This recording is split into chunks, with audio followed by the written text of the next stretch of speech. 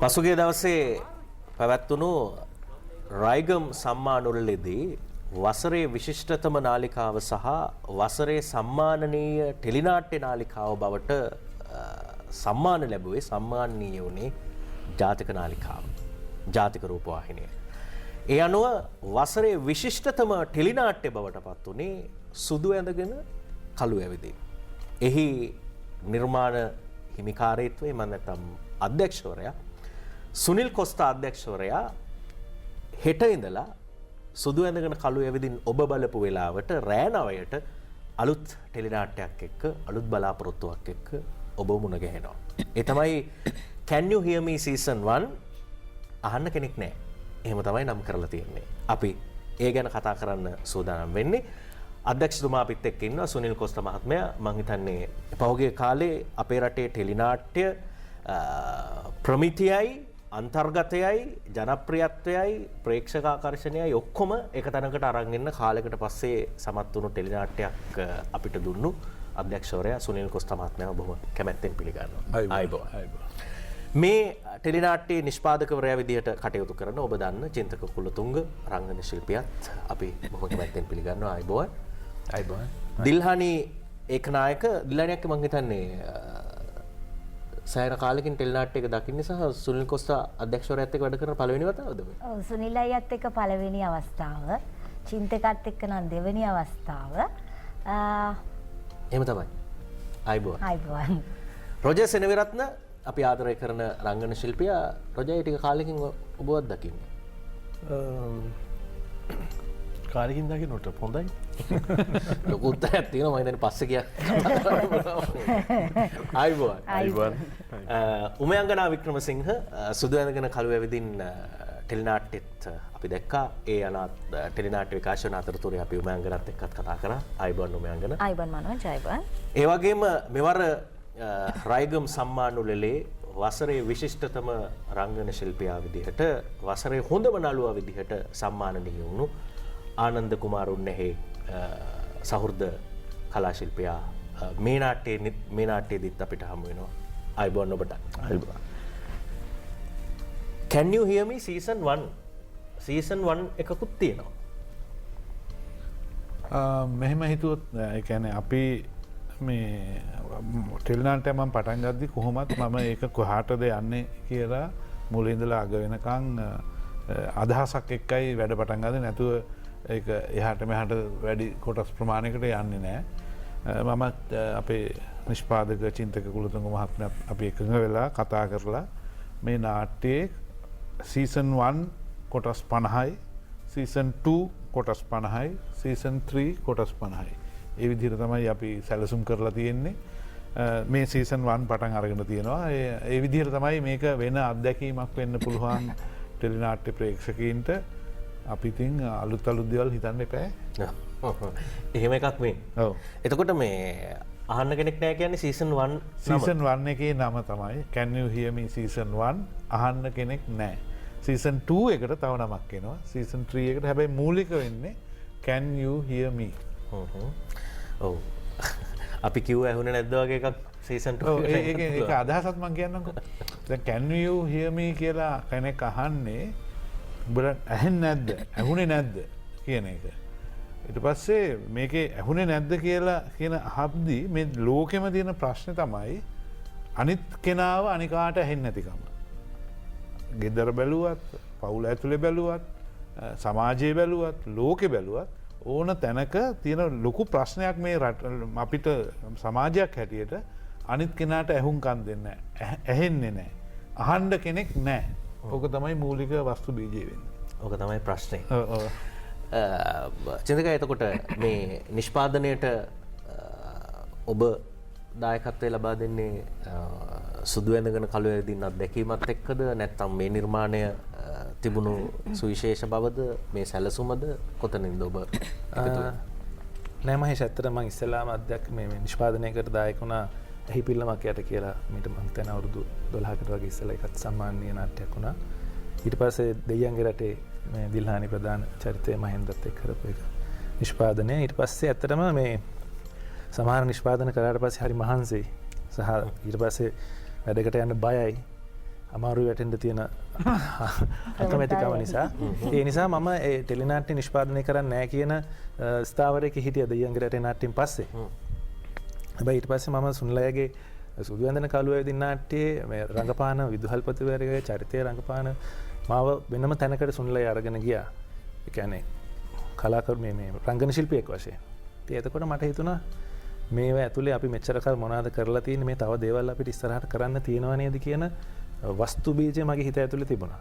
ඉතින් එතකොට රටේ තත්ත්වය කොහොමත් එච්චර හොඳ තත්ත්වයක තිබුණේ අපි මුළු පවුලම කොහේ හරි පිටරට ගිහින් පදිංචි වෙන්න කියලා ප්ලෑන් කරගෙන මම හිතන්නේ සුදු වැඳන කළුවේ දිනාට්‍යයේ විදුහල්පතිවරගේ චරිතය අවසානයේ දක්වාම ඉන්න බැරි වුණෙත් මම කැනඩාවට යනවා. ආපහු ලංකාවේ දේවල් වලට සම්බන්ධ වෙන්න අවශ්‍ය නැහැ කියන හැඟීම අරගෙන. හැබැයි සුදු වැඳන කළුවේ ඇවිදින් කියන නාට්‍ය හරහා මේ රටේම තිබුණු මිනිස්සුන්ගේ යටපත් වෙලා තිබුණ රිද්මයක්. කියන්නේ බොහෝම නිකන් හර 6/8 රිද්ම් එකකට පුරුදු කරලා රට විනාශ වෙගෙන යන හැම පැත්තකින්ම තිබුණ කාලෙක සුන්ලයට පුළුවන් වුණා මේ මිනිස්සුන්ගේ හදවත්වල අර යට තිබුණ ඒ රිද්මය උඩට නගලා ගන්න. මොහොතක් දෙන්න වෙලාව බලන්න. ඉතින් මට හිතන්නේ ඒක මිනිස්සුන්ගේ හදවතේ රිද්මය. මිනිස්සුන්ගේ හදවත නැති වෙලා පහුගිය කාලේ තිබුණේ. ඒත් මට හිතුණා නෑ මේ කලාකරුවෙකු වශයෙන් අපිට මේ රට වෙනුවෙන් තව කරන්න බොහෝ දේවල් තියෙනවා. ඒ නිසා මෙන්න මේ රිද්මය නැවත අපිට හොයාගන්න පුළුවන් නම් අපේකම අපිට හොයාගන්න පුළුවන් නම් අපේ ගම අපේ පරිසරය ගහකොළ මේවට ආදරය කරන්න පුළුවන් නම් මේ රට වෙනුවෙන් අපිට යමක් කරන්න පුළුවන් නේද කියන හැඟීම මට ඇතුණා. ඊට පස්සේ ඒ අතරතුරම මට ආපහු ලංකාවට එන්න වුණා. ඊට සුන්ලය කිව්වා මේ මෙහෙම වැඩක් තියෙනවා මට ඔයත් එක්ක වැඩ කරන එක පහසුයි කියලා හිතන මොකද කියන්නේ අපි කරමුද කියලා. මට ඇත්තටම ආපහු දෙපාරක් හිතන්න උන්නේ නැහැ. මගේ පරණ අත්දැකීම් එක්ක හිතේ තිබුණ අවුල ආපහු මට හිතා ගන්නවත් අවශ්‍ය උන්නේ නැහැ. මම කරමු සුන්ලය අපි කියලා වැඩේ. ඒ අනුව තමයි මම හිතන්නේ මේකෙදි මම හැම වෙලෙම කියපු එකක් තමයි අපිට ලාභය නෙමෙයි අවශ්‍ය මේ රටට අපි යමක් කරන්න ඕනේ කියන අදහසින් ඊට පස්සේ සුන්ලය පිරිසක් සම්බන්ධ කරගත්තා. මම ඊට පස්සේ අපි රොජර් වැනි අය දිල්හානි වැනි අයත් අපි වැඩ කරමු ඉස්සරහට කියන ලොකු බලාපොරොත්තුවක් ඇතුව තමයි මේ නිෂ්පාදනය කරේ. ඒක අවසානයේදී ජාතික නාලිකාවට දෙනකොටත් අපි හිතුවේ අපිට මීට වඩා සමහර නාලිකා වලින් සුන්ලයක පස්සෙන් එනවා මේ දවස්වල මේ නාට්‍ය මේ කරනවා අපිට දෙන්න කියලා. ඒ කියන්නේ හොඳ දෙයක් කරාම මං කියන්නේ තියෙන වටිනාකම. ඒ නිසා අපි හිතුවා නෑ මේ රටේ අපිට කලාව වෙනුවෙන් යමක් කරන්න පුළුවන් නම් අර රොජත් එක්ක අපි කතා කරා වගේ ජාතික නාලිකාව තමයි ඉස්සෙන්න ඕනේ. ජාතික නාලිකාව හරහා තමයි යම් නිෂ්පාදනයක් කරන්න ඕනේ. ඒ නිසා ලාභ කෙසේ වෙතත් අපි මං හිතනවා පාඩු වෙන්නේ අපි කරන සුන්ලයගේ වැඩ පාඩු වෙන්නේ නැහැ ලේසියෙන්. අපි හදවතින් කරන්නේ සුන්ලය බොහෝම මේ පොළොවේ පය ගහලා ඉන්න මං හිතන්නේ දේවත්වයට මිනිස්සුන් සලකන ගණේ හැඟීම් දැනීම් තියෙන ඒ වගේ උත්තම පුරුෂයෙක්. ඒ නිසා මම කිසිම චකිතයක් නැතුව මම තීරණය කරා මම සුන්ලයත් එක්ක වැඩ කරනවා කියලා. ඒ නිසා මං හිතන්නේ මේ නිෂ්පාදනයට මං සම්බන්ධ වුණේ මේ විදිහට. ඔව්. මම හිතන්නේ මේ ඊටාම සාර්ථක නිර්මාණයක් ප්‍රතිඵල ලැබපු නිර්මාණයකට සාපේක්ෂව අපි කතා කරන්නේ ඒ නිර්මාණය අපි ඉදිරියේ තියාගෙන ඊට සාපේක්ෂව තමයි එතනින් එහාට කතා කරමින් ඉන්නේ. ඒ තමයි සුදු වැඳගෙන කළුවේ වෙදින් අපි ඔබට මේ වෙලාවේ මෙයත් මතක් කරනවා සෑම ඉරිදම දවල් 12:50 ඉඳලා 3 වෙනකම් කාලේ ටෙලිනාට්‍ය කොටස් 4 බැගින් එක දිනයකට නරඹන්න හැකි වෙන විදිහට සෑම ඉරිදා දිනකම සුදු වැඳගෙන කළුවේ වෙදින් ඔබට නරඹන්න පුළුවන් කියලා අපි මතක් කරනවා. ඉරිදා 12:50 කියන වෙලාවෙ ඉඳලා හවස 3 දක්වා කාලය තුල අපි ඒ කාරණේ මතක් කරපින්දා ආනන්ද කුමාරුන්නහේ අපේ සහෘදයා ළඟට ගියොත් ඔබ සුදු වැඳගෙන කළුවේ වෙදින් නිර්මාණයට දක්වපු දායකත්වය නිසා වසරේ විශිෂ්ටතම රංගන ශිල්පියා බවට පත්වෙන්න විශිෂ්ටතම නළුවා බවට පත්වෙන්න සම්මාන ලබන්න රයිගම් සම්මාන වලදී හැකියාව ලැබුණා. එයත් පාදක කරගෙන ඔබේ අත්දැකීම ගැන අපි කතා කරමු. දැන් මට සුනිල් අයව මුලින්ම හම්බ වෙන්නේ පියස ටෙල් නාට්‍යයේ. පියස ටෙල් නාට්‍යයෙන් පස්සේ සුනිල් අය තමයි මට මේ සුදු වැඳගෙන කළුවේ වෙදින් ටෙල් නාට්‍යයේ මේ විල්සන් කියන චරිතය මට චරිතයට කතා කළේ. ඉතින් ඒ චරිතේ පිටපත බැලුවාම මට තේරුණා මේක මේ යම්කිසි අවධානයක් ලබන්න පුළුවන් චරිතයක් මේකේ තියෙනවා කියලා. පස්සේ මම සුනිලයත් එක්කත් කතා බහ කළා. ඒ චරිතයට මම සාධාරණයක් ඉෂ්ට කරන්න උත්සාහ ගත්තා. ඒ වගේම ඒකේ රංගපාපු අනිත් සියලුම සහෝදර ශිල්පීන් ගොඩක් උදව් කරා ඒකට. ඒ විදිහට තමයි ඉතින් මේ විල්සන් කියන චරිතේ රූපවාහිනියට සම්බන්ධ වුනේ. ඔව්. ඒ හරහා වසරේ විශිෂ්ටතම රංගන ශිල්පයේ හැටියට සම්මාන ලබන්න පුළුවන්කම ලැබුණා. දිල්හානියක දැන් මේ අපි Can You Hear Me ගැන කතා කරන්න එන්නේ දැන් මේ කොටස් බෙදිලා යනවා අතීතයට ටිකයි අනාගතයට ටිකයි. අපි මේ වෙලාවේ මේ නාට්‍ය පිළිබඳව ගත්තොත් ඔබට මොන වගේ බලාපොරොත්තුවක්ද අපේ ප්‍රේක්ෂකයන්ට තියන්න පුළුවන්?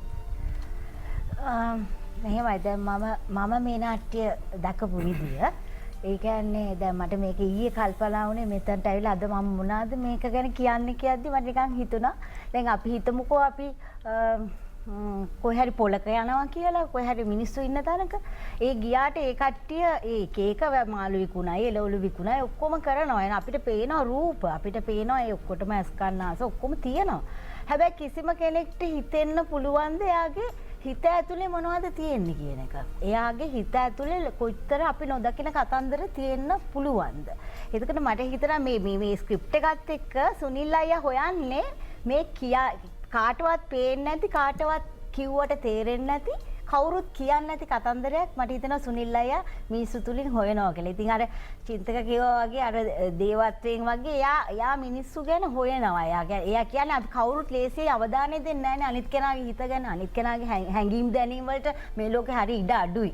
ඉතින් මට හිතෙනවා කලාකරුවෝ ඉන්නෙත් ඒකටයි කලාකරුවාගේ වගකීමත් ඒකයි. මේ ඇත්ත මිනිස්සුන්ගේ හදවතේ කාටවත් නොපෙනෙන පැත්ත කලාව තුළින් ප්‍රතිනිර්මාණය කිරීම. ඉතින් මට හිතෙනවා ඒක තමයි මේ චින්තකලා බලාපොරොත්තු වෙන්නේ මේ ජාතික නාලිකාවකින් මේ අපේ සැබෑ තත්ත්වය එලි දක්වන්න. ඉතින් නැත්තම් අපි ඉන්නේ බොහොම පුහු ලෝකවලනේ. ඉතින් ලොකු මේකප් දාලා ඒ කියන්නේ හිතන්නේ නැති ජාතිත ඒලියන්ස්ලා ඇවිල්ලා වගේ නාට්‍යයක් බැලුවම එතනින් කවදාවත් මේ ශ්‍රී ලාංකීය කලාව නම් පෝෂණය කරගන්නවත් ටෙලිනාට්‍ය නංවන්නවත් මේ දැනීමක් තියෙන මිනිස්සු සමාජයක් නම් බිහි කරගන්න ලැබෙන්නේ නැහැ කිසිසේත්ම මේ වගේ නිර්මාණ මේ වගේ නාලිකා නොතිබෙන.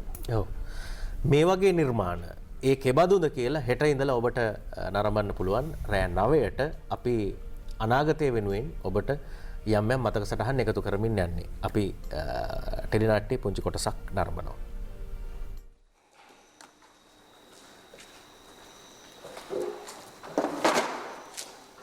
ඔය අලුත් ළමයා මෙහාට එන්න.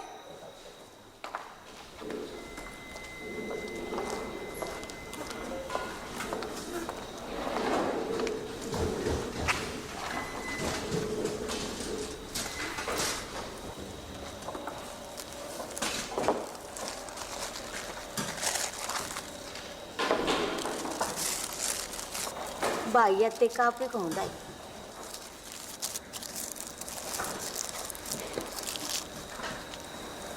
ඌ කොල්ලද? ඌ දන්නවා අපේ මුදලාලිගේ චරිත සාතික. පව් එලි රස්තියාදු වෙනවා. ගිහින් කියපන් වැඩ එන්න පරක් වෙනවා කියලා. හින්දීපන් ඌ මයියලට. මට අයියලා නෑ. ඇත්ත නේන්න.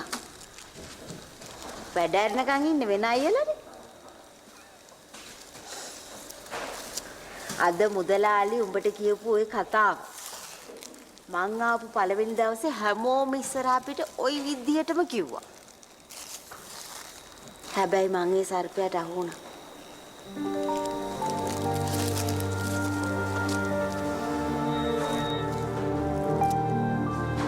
අක්කේ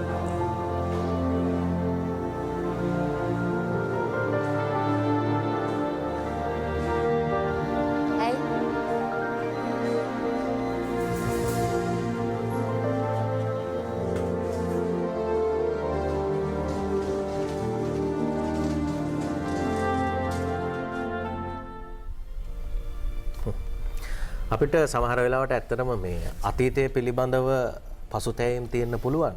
නමුත් ඒ පසුතැවෙන තැන් අත්දැකීම් බවට පත් කරගෙන ඒක අනාගතය යහපත් කරන්න රැගෙන යන්න පුළුවන්කම තියෙනවා.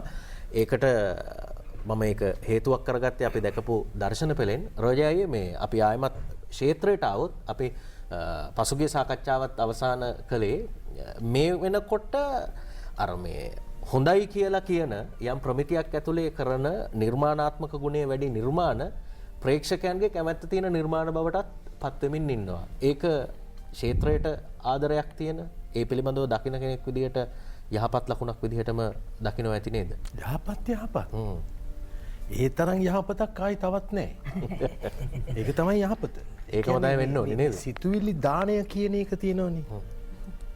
සිතුවිලි දානය කියන එක හරි විදග්ධයිනේ විශිෂ්ටයි.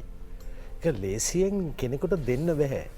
දැන් ඒක දෙන්න පුළුවන් වෙන්නේ ඇත්තටම සුනිල්ලා වගේ මේ කියවන බිම අඳුරන මිනිහාගේ මනස තේරුම් ගත්තු චරිතවලට පමණයි. සුනිල් වගේ තව චරිත බොහෝ චරිතත් එක්ක අපි වැඩ කරලා තියෙනවා. දිල්හානේ, චින්තක, මේ ආනන්ද, මේ අංගනා, මේ සියලුම දෙනා. ඉතින් එහෙම චරිත හරි අඩුයි. මේ සිතුවිලි දානයක්. මේ දන් දෙන එක හරි සිතුවිලි දන් දෙන එක ලේසියෙන් කෙනෙකුට කරන්න පුළුවන් දෙයක් නෙවෙයි. කලාකරුවෙකුටම පමණයි. කලාකරුවෙකුටම පමණයි ඔක කරන්න පුළුවන්. නිර්මාණාත්මකව මේක බලන්න පුළුවන් විදිහේ පසුබිමක් නිර්මාණාත්මකව හසුරෝපුවාම ඒක ඒ ප්‍රේක්ෂකයාට දැනෙන්න ඕන. මේකේ තියෙනවා ඒ දැනීම, දැනුම තියෙනවා. ඒ දැනුම නිසා මිනිස්සුන්ට දැනෙනවා. ඉතින් මේකයි අවශ්‍ය. ඉතින් මේ සිතුවිලි දානය වෙනුවෙන් මම සුනිල්ට සුබ පතනවා. මේ දෙන සමාජගත කරන සිතුවිලි දානය මේක අති විදග්ධ දානයක්. මේක එහෙම ලේසියෙන් මෙහෙමයි කියලා මේ මිටමොලවන්න බැහැ මහේෂ්. මිටමොලවන්න බෑ. Can you hear me කියන එක හරි අමුතු ආර මම පිටපත මට සුනිල් හිටි හැටි කතා කරලා මචෝ ටෙලි නාට්‍යයක් කරමුද? මගේ බොහොම පැරණි මිත්‍රයා අවුරුදු 35ක විතර බොහොම පැරණි ඉතිහාසයක් අපි දෙන්න අතර තියෙනවා. පාරේ ඇවිදින්න අඩු ගානේ මේ බස් එක යන්නත් සල්ලි නැතුව සමහර වෙලාවට අපි එහෙම ඇවිදගෙන ගිහින් තියෙනවා. ඒ වගේ කාලයක් අපිට තිබුණා. ගුවන් විදුලි නාට්‍යයක් කරලා හම්බෙන සල්ලි වලින් මොන හරි කාලා පොතක් දෙකක් අර වැඩිපුර පොත් ගත්තා. එහෙම අරගෙන ඇවිදගෙන එහෙම යන කාලයක සිටම එන චරිතයක් තමයි සුනිල්. ඉතින් ඒ කියවීමේ රුචිය නිසාම තමයි මහේෂ්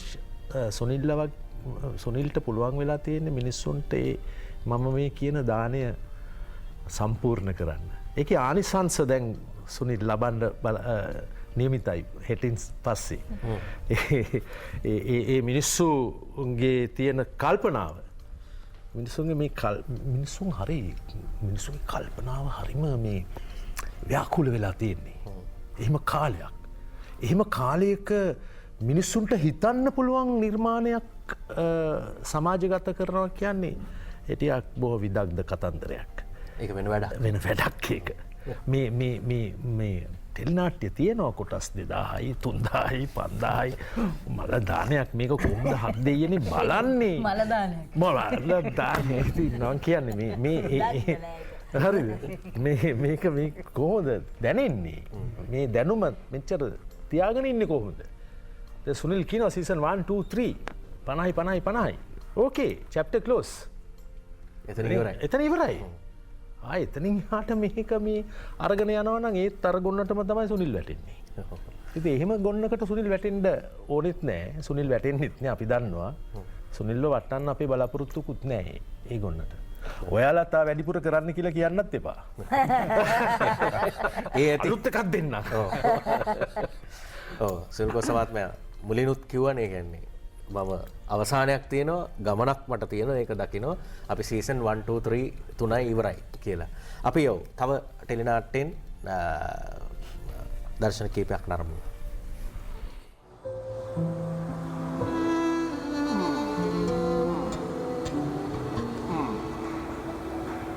22යි කිව්වනේ.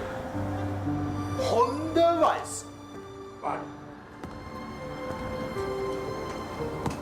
හොඳ වයස.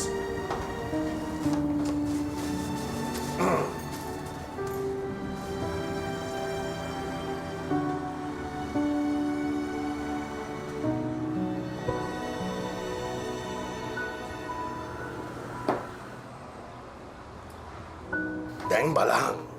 අශෝකට නම් මාලා හිටියා. උඹට නෑ. දැන් ඔය පට්ටපල් බොරුව. මට පිළිගන්නේ උඹ කියන්නේ. ඈ? දැන් අර ඉස්සරහට වෙලා අවුවේ පිච්චි උඹ එනකන් උඹේ අප්පොච්ච බලාගෙන ඉන්නේ ඇයි? ඇයි? ඇයි මේක ඇතුලේ බිල්ලෝ ඉන්නවයි කියලා හිතුවද? බිල්ලෝ? බෑ. නුසුදුසුයි. උඹට දෙන්න රස්සාවල් මෙහෙ නෑ. මෙහෙ නෑ. මං ආවේ තනියම.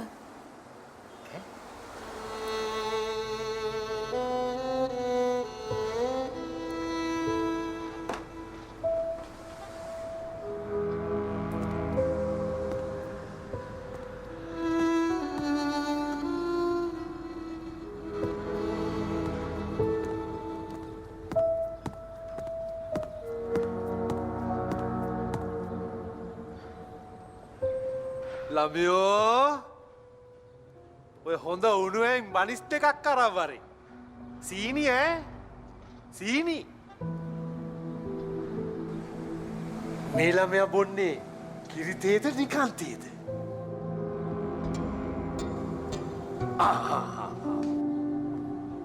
කිරිතේ ඈ? කිරිතේ.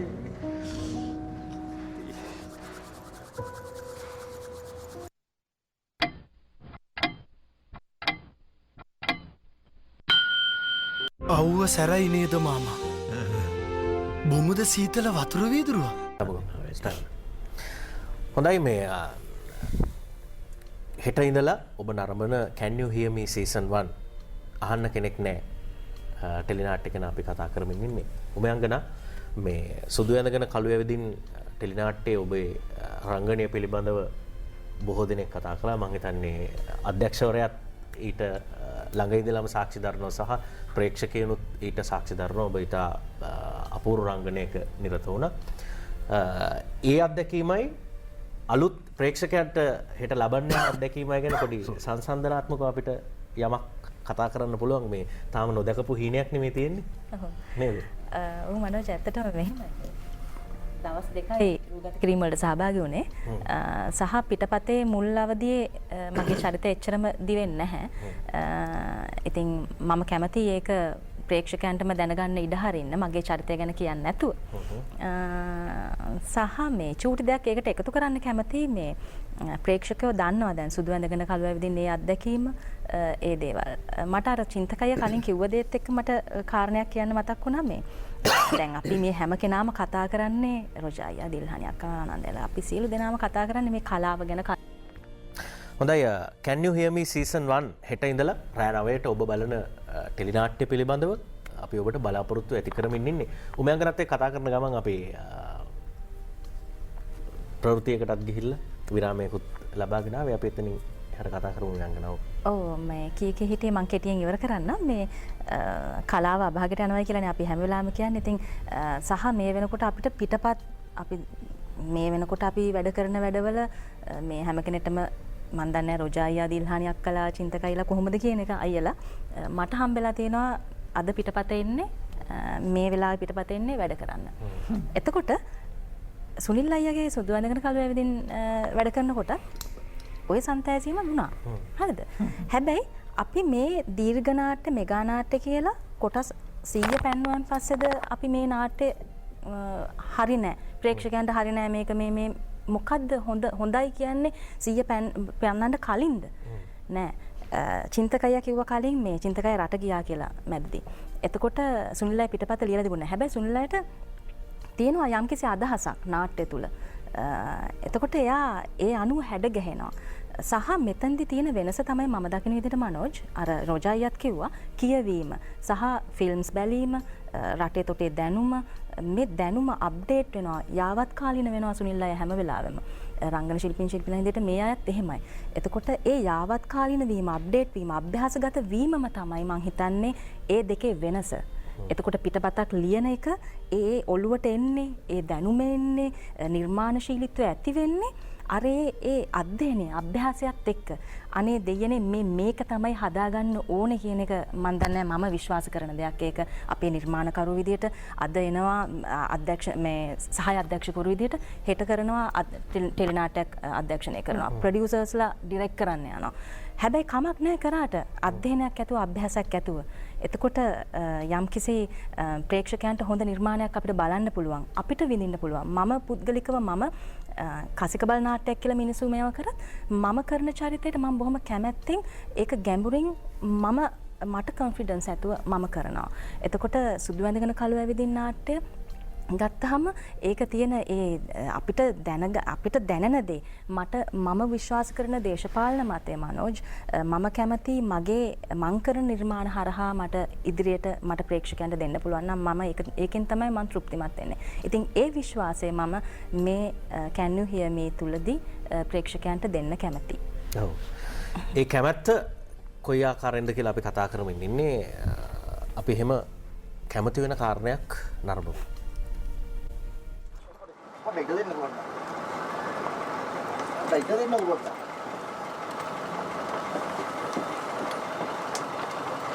මේක දෙන්න.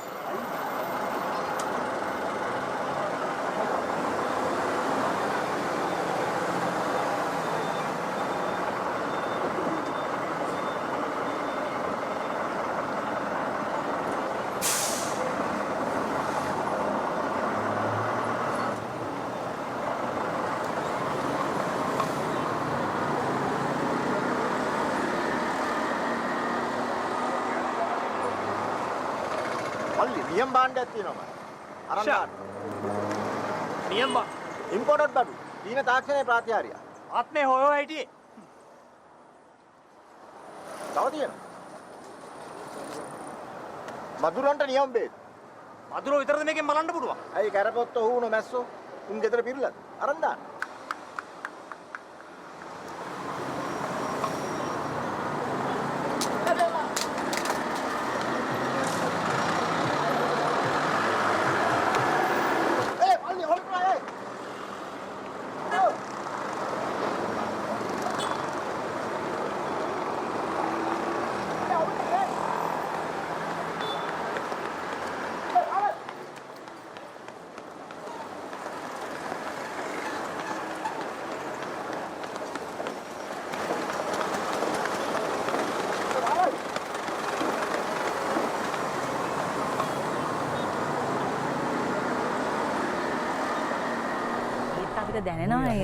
අපිට Can You Hear Me ලස්සනට දකින්න පුළුවන් බවට හේතු එකතු කරමින් ආයුබෝවන් වැඩසටහනින් අපි ඉස්සරහට යනවා කියලා අපිට හිතෙනවා. තව විශේෂ දෙයක් අපි මතු කරගන්න ඕනේ. දැන් සිංහල තේරෙන සිංහල ඇහෙන අයට විතරයිනේ අපේ ටෙලිනාට්‍ය ගෙනියන්න පුළුවන්. හැබැයි වෙනස් උත්සාහයක් මෙවර දරලා තියෙනවා අධ්‍යක්ෂතුමා නිර්මාණය පැත්තෙන් නේද? ඔව් මේක කියන්න ඕන මේ ඇත්තටම ඉස්සෙල්ලාම කියන්න ඕන මේ සියලු දේවල ආරම්භය වුණේ සුදු ඇඳගෙන කළු ඇවිදින් හින්දා. ඒකේ නිෂ්පාදකවරුන්ව මම මේ වෙලාවේ මතක් කරනවා. ඒකම එවකට රූපවාහිනියේ හිටපු පාලන අධිකාරියත් මම ගෞරවයෙන් සිහිපත් කරනවා. ඒ වගේම මේ වර්තමානයේට අපි ඒක කැන්දන් එද්දි මේ නාට්‍ය එද්දිත් ඒ අය ඒ විදිහටම අපිව පිළිගත්තා. අපිට අපේ නාට්‍ය ගැනීම ලොකු උනන්දුවක් කරා. ඒක අපි අඳුරන්නේ නැහැ කිසි කෙනෙක්ව. ඒකට ඊට පස්සේ මණ්ඩලවලට අය ඒවා බලලා මේ තීන්දුව తీරන ගත්තු අය හැමෝම මතක් කරනවා. මේකේ විශේෂම දේ තමයි දැන් වර්තමාන සමාජයේදී අපි කොහොමද මේ අපි දැන් අපිට තියෙන ප්‍රශ්නේ ලංකාවේ ටෙලිනාට්‍ය මිලක් දෙන්න බෑ. ලොකු මිලක් යන්න බෑ වගේ අපේ තියෙනවා ලොකු අඳෝනාවක්.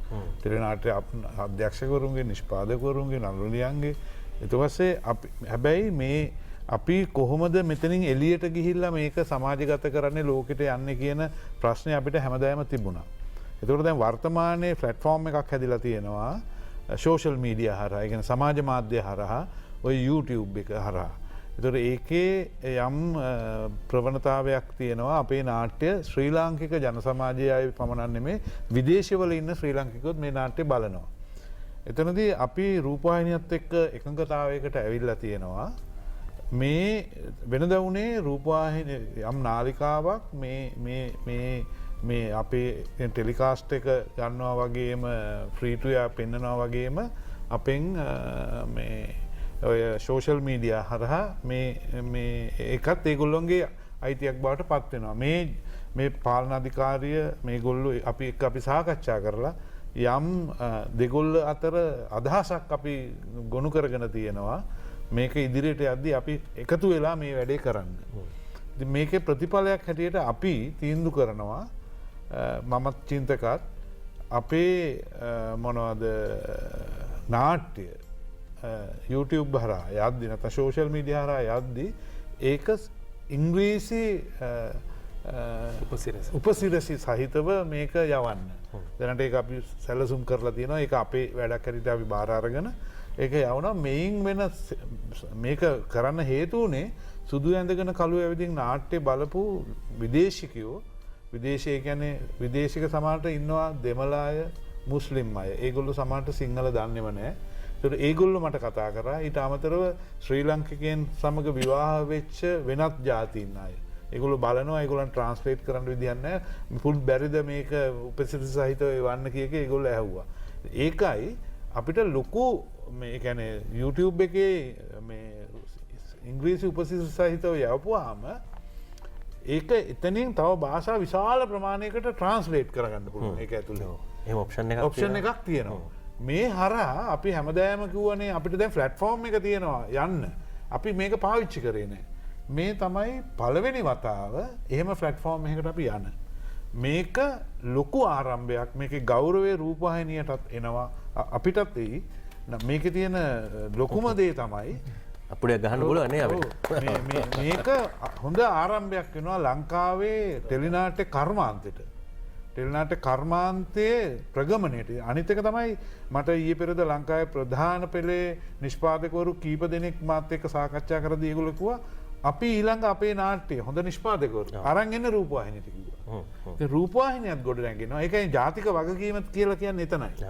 ඒ ජාතික වගකීම ඉෂ්ට කරමින් මේ රූපවාහිනියේ නව පාලන අධිකාරිය මේ යන ගමනට අපි අපේ උපරිම සහයෝගය දෙනවා. අපි ඉතාම හොඳ නිර්මාණයක් ගේනවා කියන විශ්වාසය අපිට තියෙනවා. ඒකට හොඳ කණ්ඩායමක් ඉන්නවා. ඒකත් මම කියන්න ඕන. මේ සියලු දේ මම තනියම කරන දෙයක් නෙවෙයි. මේ අපේ ඉන්න සමස්ත කණ්ඩායමේ හයියෙන් තමයි ඒගොල්ලෝ තමයි මාව ඔසවාගෙන යන්නේ. මම මගේ දේ කරන්න සියලු දේ ලං කරලා දෙනවා. ඒක නැතුව ගියොත් මං ඇදගෙන වැටෙයි. හරියට පවුලක් වගේ. පවුලක තාත්තා කෙනෙක් වගේ මට වැඩ කරගන්න මේ නළු නිළියෝද මේ අනිකුත් ශිල්පීන්ද. ඉතින් ඒ අයවත් මේ වෙලාවේ මතක් කරනවා අපිට ඕන අපේ රට ගොඩනගන්න. අපේ සමාජය ගොඩනගන්න. ටෙලිනාට්‍ය කරන්නේ අපේ රස්සාව වගේම අපි සතුටු වෙන්න ටෙලිනාට්‍ය කරලා. අපි නිර්මාණ කරලා සතුටු වෙන්න. ඒ සතුට අරගෙන යන්න මේ ජාතික රූපවාහිනිය මේ වගේ අපිත් එක්ක එකතු වෙච්ච එක ගැන අපි සතුටු වෙනවා. හැබැයි ඒක තමයි ජාතියේ නාලිකාවේ ජාතික වගකීම. ඔව් පේනවා නේද යහපත් ගනුදෙනුවක ප්‍රතිඵලය. හොඳ නිර්මාණයක් සමාජයට දුන්නා. නිර්මාණය හොඳ නිසා ප්‍රේක්ෂකයින් නැරඹුවා. ප්‍රේක්ෂකයින් නරඹපු ප්‍රතිචාරය ලැබුණු නිසා නිර්මාණකරුවන්ට අලුත් උත්තේජනයක් හම්බ වෙනවා. ඒකේ ප්‍රතිඵලය තියෙන තැන ඉඳලා වෙනත් මානයන්ට යන්න වෙනත් තැන් හොයන්න නිර්මාණකරුවන් පෙළඹෙනවා. එහෙම සාර්ථක ගනුදෙනුවක ප්‍රතිඵලයක් හැටියට තමයි මම හිතන්නේ අපිට ඔබට ඒ ගැන කතා කරන්න පුළුවන්. අපි හෙට ඉඳලා බලන Can You Hear Me තව ටෙලිනාට්‍යයේ රූපරාමු කිහිපයක් දර්ශන කිහිපයක් බලමු.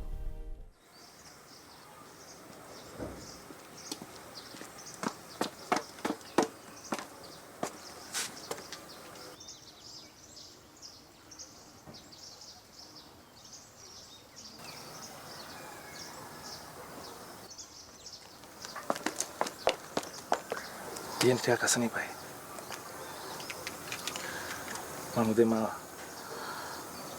මට යන්න එක ටිකක් කතා කරන්න ඕනේ. තියෙන විතරයි තනියම ඉන්නේ. මට යන්න එක විතරක් නෙවෙයි කතා කරන්න ඕනේ.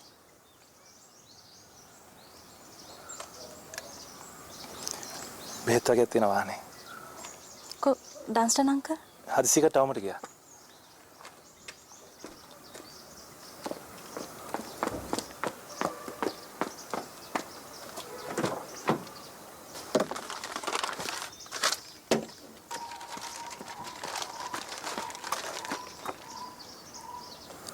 එයන්ගේ අසනීප තත්ත්වය ක්‍රිටිකල්ද? එයා ජීවත් වෙන හැම දවසක්ම ක්‍රිටිකල්. ඒකට වැරදිකාරයා මමද?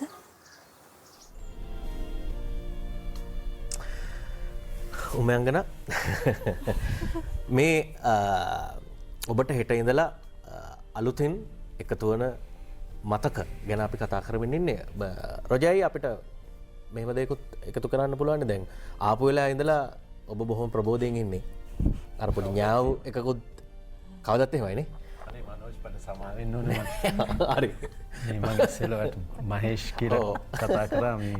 ඒකයි ඊට පස්සේ අර පොඩි ඥාව් එකකුත් දැම්මනේ. ඥාව්. ඔව් ඒකත් එක්ක ඥාව්. අපි මේ අන්තර්ගතයත් එක්ක පොඩි බලාපොරොත්තුවක් දෙමුද ප්‍රේක්ෂකයින්ට? සූරි. සූරි කියන්නේ මේ කතාව ඇතුලේ පට්ට අහිංසක මිනිහෙක්. ඒ තරම් අහිංසකයි. අහිංසක මිනිහෙක්. මේ සුනිලයි ඔන්න කියන්න යන කතන්දරේ. නෑ මම දැක්ක මම කියවපු කතාව ඇතුලේ. මම කියවපු පිටපත ඇතුලේ මම පිටපත් දෙකක් මට හම්බුණා දෙකම කියෙව්වා. ඒ සූරි මාර අහිංසකයි. සූරි සමහර මට පේන සූරිට නෙමෙයි ඉන්නේ. සූරිට ඇරිච්ච මිනිහෙක් නෙවෙයි. මේ සූරිගේ හදවත ඇරිලා තියෙන්නේ ඔහුත් එක්ක සුනිල් ඒකට හොඳ උදාහරණයක් කිව්වා. මේ සියලුම දෙනා මේ මම උඩට යන්න මා ඔසවලා තියෙනවා කියලා. සූරි එහෙම චරිතයක්. මට සැකේකුත් තියෙනවා සූරිද මෙයා ලියන්නේ කියලා. මෙයාගේ යටි හිතද මේ සූරි. හරි මෙයා කවදාවත් මෙයාට ඇරිච්ච මිනිහෙක් නෙමෙයි. මේ නිර්මාණකරුවා එහෙමයි. මෙයා මේ සූරිව දාලා තියෙන්නේ එතනට. මම දැක්ක සූරි.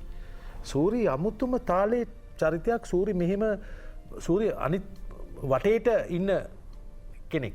ජාත් එක ඉන්න මිනිස්සුන්ට ඇරිච්ච කෙනෙක්. ඒ නිසා සූරි හරි ගරු ගාම්භීර යෝගී හිත ඇතුලේ. තද වෙනවා. යකා නගින්න චරිතයක්. එහෙම දුවනවා. අර ඈව්ක පොඩ්ඩක් දෙන්න. මියාව්. හෙට ඉඳලා ඒවත් ඇතුළත් බබා දිල්ලානියක්වත් ඒකට වුණා. මේ මම හිතන්නේ මේ විශාල පිරිසක් බොහෝ දේවල් කතා කරන්න පුළුවන් කණ්ඩායමක් එක්ක තමයි Can You Hear Me Season 1 එහෙම නැත්නම් අහන්න කෙනෙක් නැහැ හෙට ඉඳලා ඔබට නරඹන්න ඉඩ තියෙන්නේ. සුදු ඇඳගෙන කළු ඇවිදින් නාට්‍ය ඔබ බැලුවා. එහි ඒ අනුව රයිගම් සම්මානෝල්ලේ විශිෂ්ටතම නළුව බවට පත් වුණු ආනන්ද කුමාරවුන් නැහැ. ඒත් එක්කම උමයංගනා විශිෂ්ට රංගනයක නිරත වුණා. මම හිතන්නේ ගැන සාක්ෂි ඔබ. එතකොට සුනිල් කොස්තා අධ්‍යක්ෂවරයා විදිහට හොඳ නිර්මාණයක් දුන්නා. ඒකට සාක්ෂි සපයනවා රොජර් සෙනවිරත්න සහ දිල්හානි ඒකනායක අපේ රටේ සලකුණු තියපු රංගන ශිල්පියෙකු සහ ශිල්පිනියක්.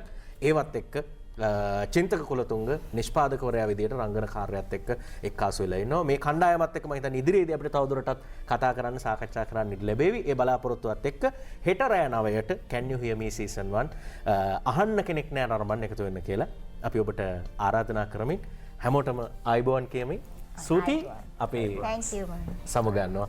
යලිත් දවසක හමු වෙමු. ජයග්‍රාහී දවසක් ප්‍රාර්ථනා කරමින් අපි ඉරිදා ආයුබෝවන් නිමාවට පත් කරමු.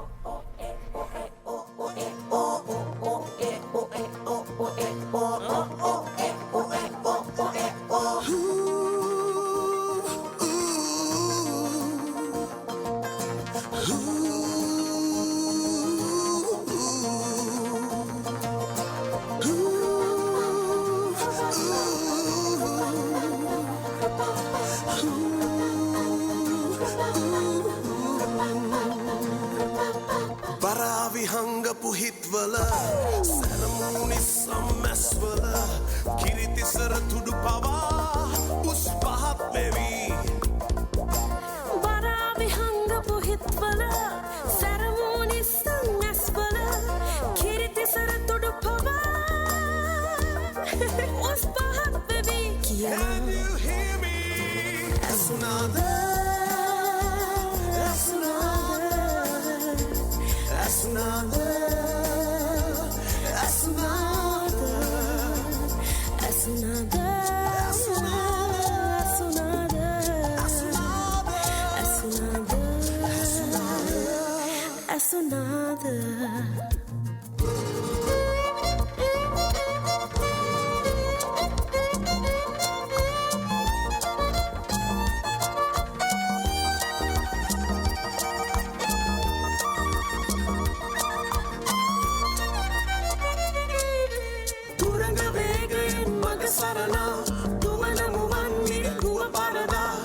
හසුරු සැනින් උන් අතර උනා සිලිසිලින් හරින් මම මග වැටුණා ඇසුනද ඇසුනද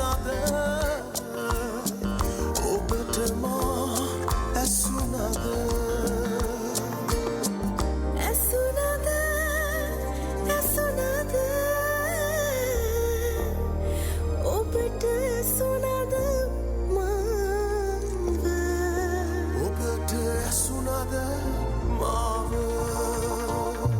බර අවිහංග පුහිත්වල සැරමූනිස්සං ඇස්වල කිරිතිසර තුඩු පවාස් පහත් වෙවී කියනා තිරගත ගස්වැල්වල වනගත කළ සිත්තම්වල කිරිසිකර තුඩු පවා